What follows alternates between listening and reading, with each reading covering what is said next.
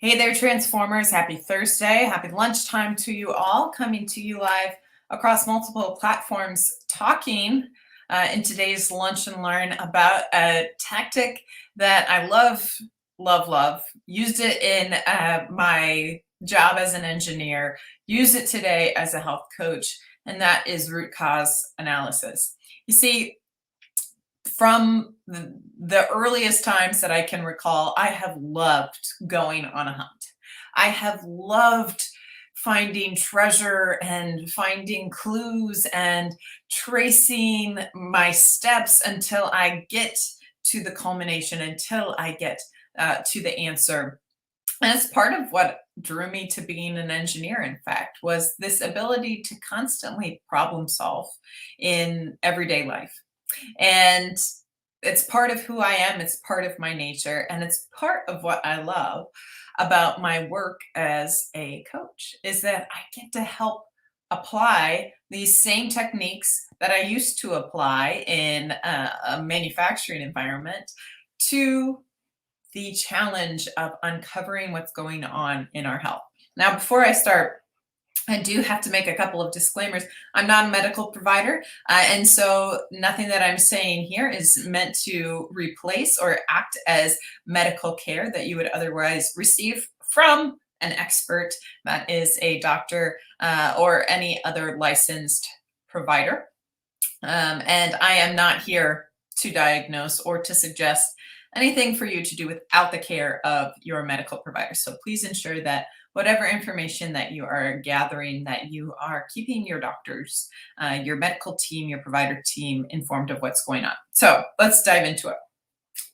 When I was a manufacturing manager, when I worked in maintenance and engineering, my job, among many other things, was to resolve plant downtime, was to resolve issues of downtime. Sometimes that was a water leak, sometimes that was a motor that had burned up, and sometimes the problems were far more complex. Just a couple of weeks ago, I was chatting with a former colleague of mine, and we were recalling a time in which a level sensor had burned up and was no longer accurately reading the level inside of a salt tank. And that really sent us on an hours long adventure of finding the root cause of the issue. And we had to trace every step of the way until we found what was causing the issue, what was causing this downtime. And then we were able to resolve what was going on. And this is what I loved about machinery and equipment, is that it is really good at telling you what's wrong. It stops, right? It can no longer function. Our bodies are similarly equipped to give us warning signs and to give us information about what's working and what isn't working. The problem is a lot of us start to tune out. That same time when I was troubleshooting those salt level sensors, I was also experiencing some major red flags in my own health that I was ignoring.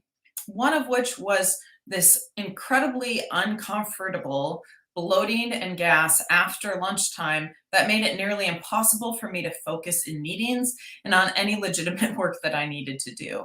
As a result, my productivity suffered, but I ignored it. I thought it was commonplace. And yet my body was giving me the same types of alarms, the same types of cues that the machinery out on the floor was giving me to say, hey, something needs to be addressed. Now, this morning, I had an appointment with my chiropractor. Talked through everything that was going on. Shout out to Dr. Sabercoop in Lenexa, Kansas. If you're tuning in from the Kansas City area and you don't have a chiropractor, Dr. Sabre is incredible because she's looking at more than just the bones in my spine, which prior chiropractors only ever looked at x-rays of my spine and what was going on. My chiropractor now looks at my extremities. She looks at my muscles. She's looking at any tightness in my body. And she was able to clue me in today that an issue that I was experiencing with my knee was due to a tight hip flexor. So a lot of times the problem in our body might appear somewhere different than where it's actually occurring. In this case, pain in my knee when I would do simple things like lunge or squat was caused by a tight muscle up in my hip group. But if we're not open to the idea of finding that root cause, then we might continue to focus our energy and our effort on resolving the knee pain instead of addressing the problem in the hip. Now, this is true for so many other things of our health, and I'm not talking about special circumstances. I am talking about the common everyday aches, pains, discomforts that we feel.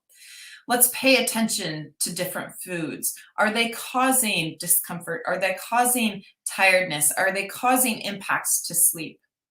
All of my clients at one point or another through the time that they work with me go through the process of evaluating different food groups and how they impact their quality of life. Things like gluten, things like dairy, things like nightshades or tree nuts or soy or caffeine or alcohol.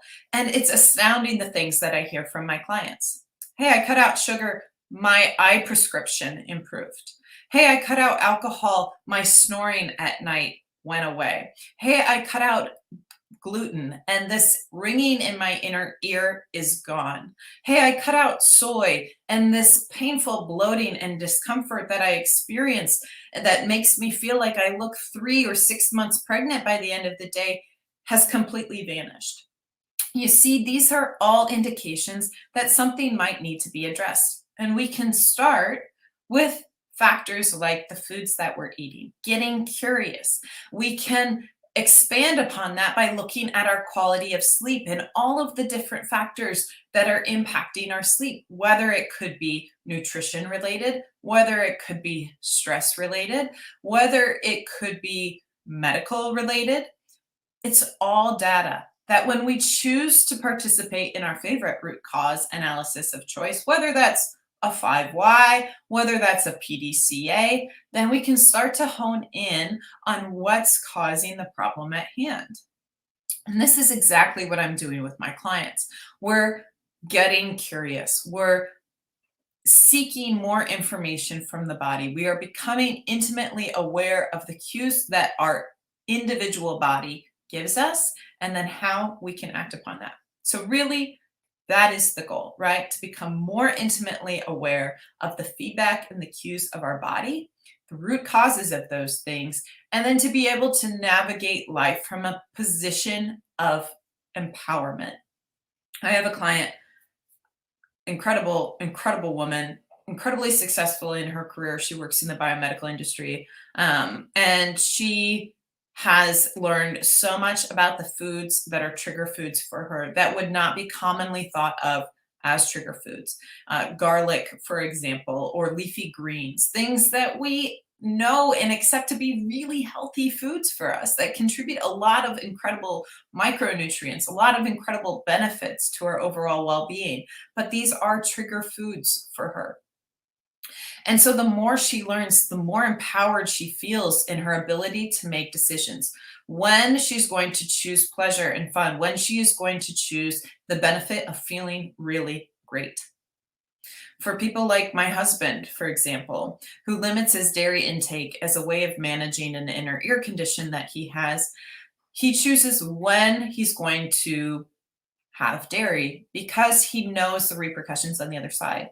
A lot of people think of gathering this knowledge as closing doors, and it isn't closing doors. It's empowering you to be able to go forth, make decisions on an individual basis that support how you want to feel that day, how you want to physically feel, how you want to emotionally feel, how you want to mentally feel. I have so much more information on this topic that I couldn't possibly fit into 10 minutes. I did a 5-day series on it last April, and I still have those videos. If you would like to learn more about how you can gather information, biofeedback to help improve your quality of life, improve your fulfillment, improve your productivity, improve your energy, comment on this video. I'll make sure that I get you set up with those pre-recorded videos so that you can gather that information.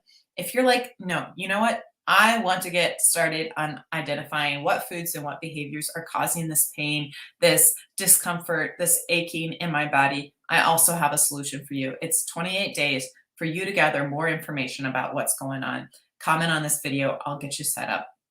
That's it for today, folks.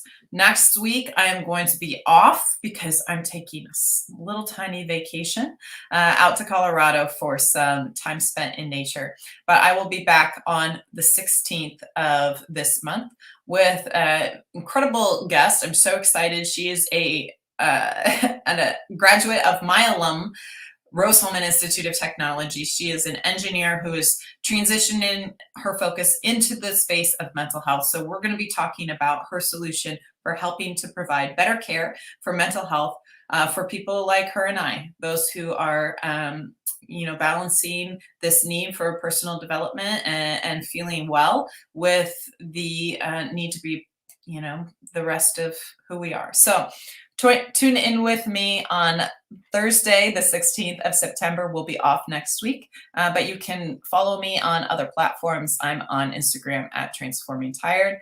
So here's to you, here's to engineering your energy, and we'll see you soon.